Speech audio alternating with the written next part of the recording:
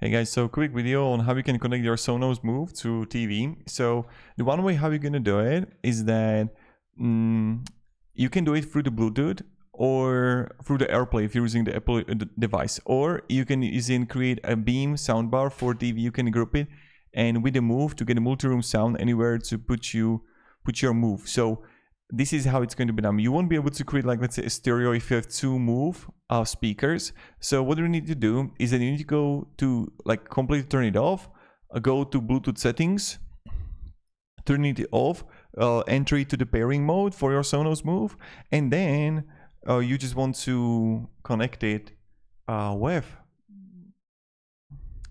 with the device. So try it out. I don't know if it's going to work out because it really depends what kind of TV you got, but I just want to make this quick video for you on how it's possible to be done for you, and that's pretty much it. So thank you very much and have a great day and goodbye.